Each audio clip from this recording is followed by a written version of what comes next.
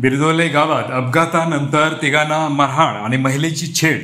कर्जत तालुक्यातील नेरळ पोलीस ठाणे हद्दीमधील बिरदोले गावात 30 एप्रिलच्या रात्री अपघातग्रस्त जखमी तरुणाची चौकशीवरून वाद निर्माण झाला. या वादाचे रूपांतर हाणामारीमध्ये झाले आणि त्यातच येथे भांडण सोडवण्यासाठी आलेल्या महिलेची छेड देखील काढण्यात आल्याची घटना घडली आहे. याबाबत नेरळ पोलीस ठाणे येथे गुन्हा दाखल करण्यात आला असून 7 जणांना ताब्यात घेण्यात आले आहे. 30 एप्रिल रोजी बिरदोले गावात रात्री 9:30 ते 10 वाजण्याच्या सुमारास गावातील तरुण निखिल परशुराम कालेकर याचा अपघात झाल्याने त्याचे काका सतीश कालेकर हे रुग्णालयात घेऊन गेले.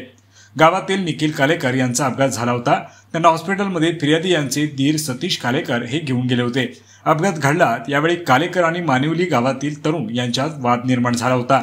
यानंतर मानिवली, बिरदोले आणि देवपाडा येथील 7 तरुण हे निखिल परशुराम कालेकर यांच्या घरासमोर जमले. त्यावेळी अंजना परशुराम कालेकर या त्यांच्या अंगणात उभ्या होत्या. यावेळी हे 7 तरुण आले आणि त्यांनी अंजना परशुराम कालेकर तसेच साथीदार यांना शिवीगाळ करण्यास सुरुवात केली. जोरजोराने सुरू असलेला आवाज ऐकून परशुराम बाळू कालेकर, प्रेम परशुराम कालेकर आणि अंजना परशुराम कालेकर हे एकत्र आल्यानंतर त्यांना तेथील प्लास्टिक खुर्ची तसेच लाकडी दांडक्याने मारहाण करण्यात आली.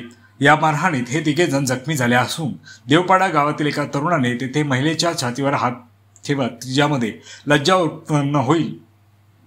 या मारहाणीत तिघे जखमी झाले असून देवपाडा गावातील एका तरुणाने येथे उपस्थित या मारहाणीत ते तिघे तरुण जखमी झाले असून देवपाडा गावातील एका महिलेचा विनयभंग करण्यात आला आहे. नेरळ पोलिसांनी फिर्याद नोंदवत तक्रार दाखल केली आहे. याबाबत नेरळ पोलीस ठाण्यात गुन्हा दाखल करण्यात आला आहे. मुंबई डेडलाईन 24 साठी नितीन पारधी, कर्जत. महाराष्ट्रासह देश विदेशातल्या ताज्या घडामोडी आणि बातम्या पाहण्यासाठी गुगलवरती जाऊन www.mumbaideadline24.com या आमच्या वेबसाईटला भेट द्या. त्याचबरोबर YouTube वरती जाऊन मुंबई डेडलाईन 24 हे चॅनेल सर्च करा. सबस्क्राईब हे बटन दाबा. आमच्या नवीन घडामोडी आणि ताज्या अपडेट पाहण्यासाठी बेल आयकॉनला क्लिक करा.